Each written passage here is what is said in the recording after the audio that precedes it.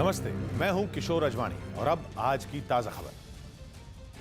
मैं हूं आपके साथ जसप्रीत कौर। हरियाणा के करनाल में गृह मंत्री अनिल विज ने नगर निगम का औचक निरीक्षण किया। इस बीच नगर निगम के अधिकारियों और कर्मचारियों में हड़कंप मच गया।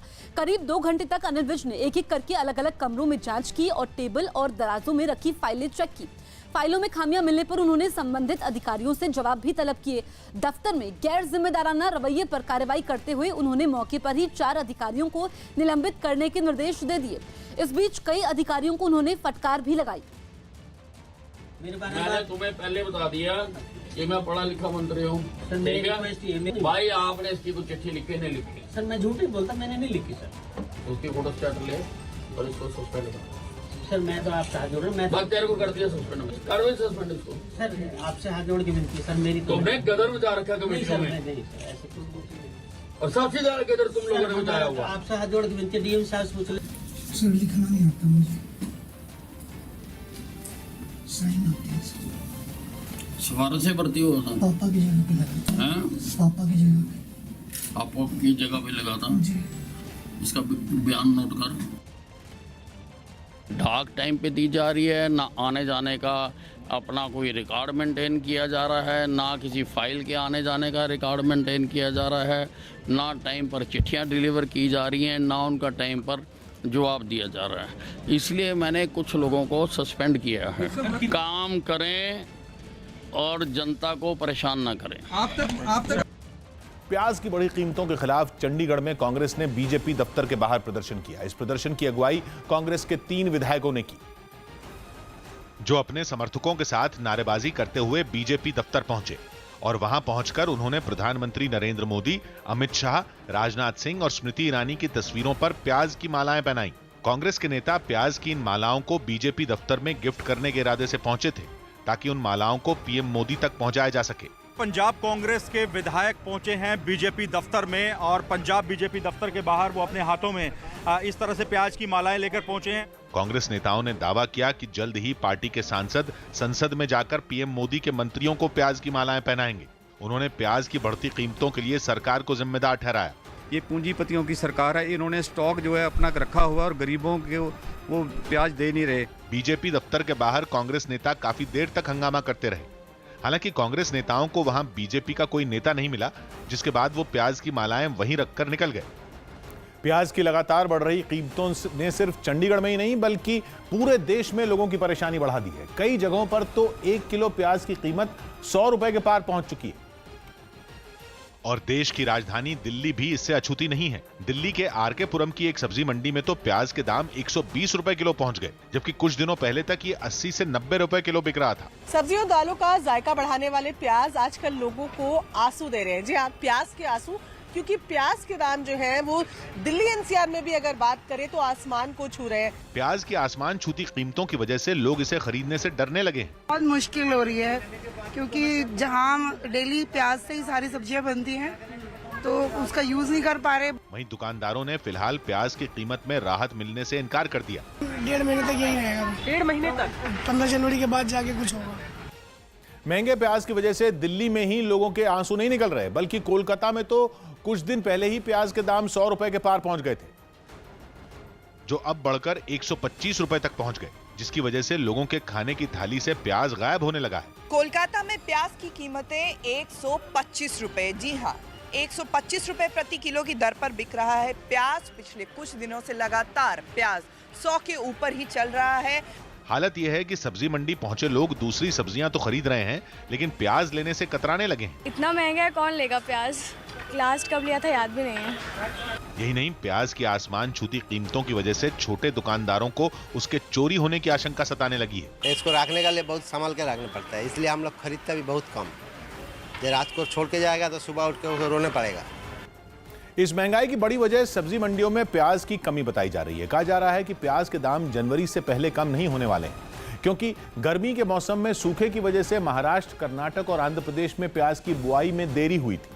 इसके बाद अक्टूबर और नवंबर में हुई बेमौसम बारिश से महाराष्ट्र और राजस्थान में प्याज की फसल को काफी नुकसान पहुंचा।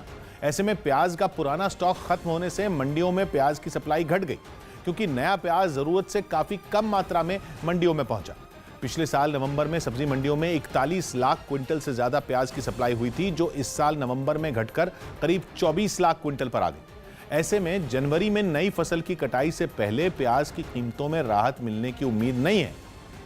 भारत के खिलाफ पाकिस्तान की एक और साजिश का पर्दाफाश हुआ है। जम्मू कश्मीर में हिंसा भड़काने और आतंकवाद फैलाने के लिए पाकिस्तान ने अपने दूतावासों में कश्मीर डेस्क बनाने की घोषणा की, जिसका भारत ने विरोध किया है। भारत ने सभी देशों से पाकिस्तान के खिलाफ सख्त कार्रवाई करने की अपील की। सरकार ने लोकसभा में बताया कि भारत ने ये कहते हुए कार्रवाई की मांग की कि पाकिस्तान दूतावासों में कश्मीर डेस्क बनाकर खुलेआम हिंसा को बढ़ावा देना चाहता है। पंजाब के लुधियाना में यूथ कांग्रेस के चुनाव में फर्जी वोटिंग के आरोप पर जमकर हंगामा हुआ। बताया गया कि चुनाव के दौरान फर्जी वोटिंग के आरोप लगने के बाद एक पक्ष ने फायरिंग कर दी, जिससे माहौल बिगड़ गया। जिसके बाद हो रहे हंगामे को खत्म करने के लिए पुलिस ने कुछ लोगों पर लाठीचार्ज कर दिया। ये लोग जबरदस्ती पोलिंग बूथ में जाने की कोशिश कर रहे थे, लेकिन पुलिस ने उन पर लाठियां भांजनी शुरू कर दी।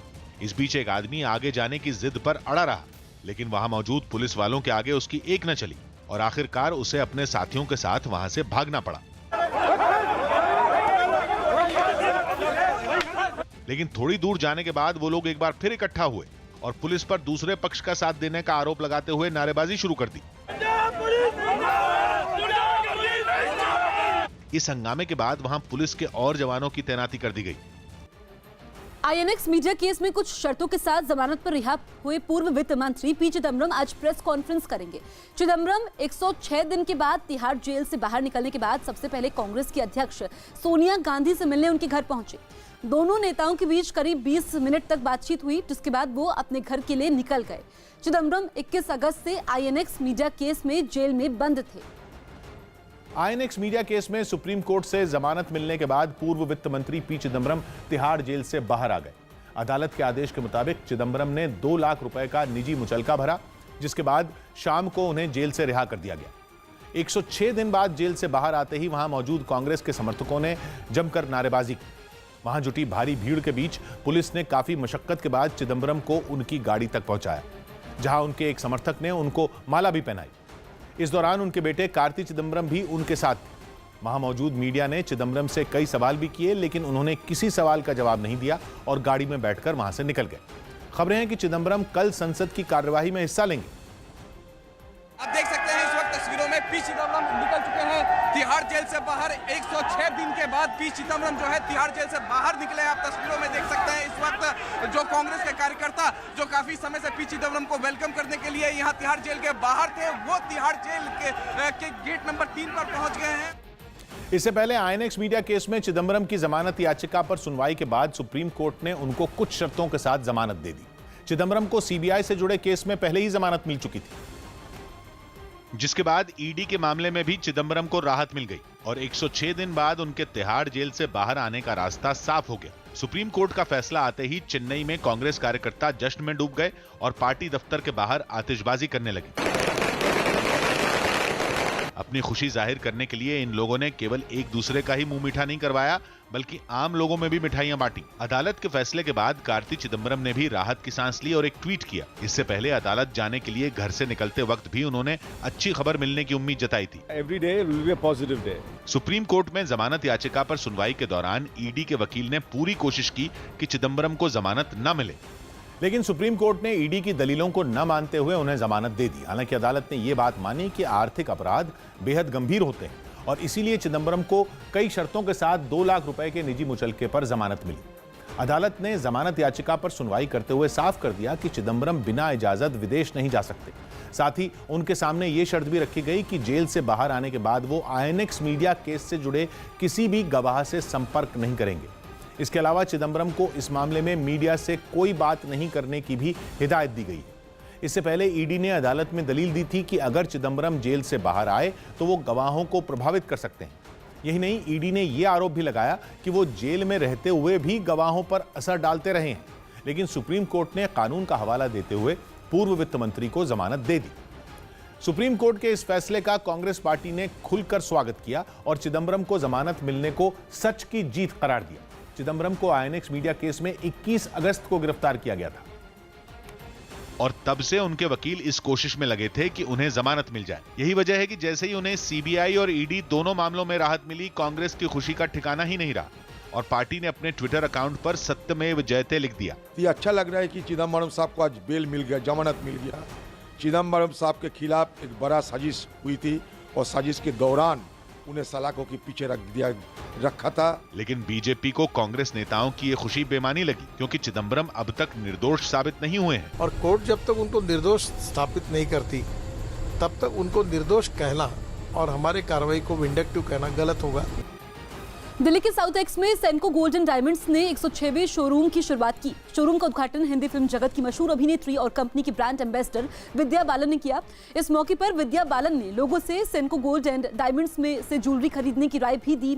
वहीं कंपनी के कार्यकारी निदेशक सुमाकर सेन ने कहा कि उनकी कंपनी की ज्वेलरी की खासियत उसकी कला है, जो बंगाली कारीगरों के जरिए बनवाई जाती है।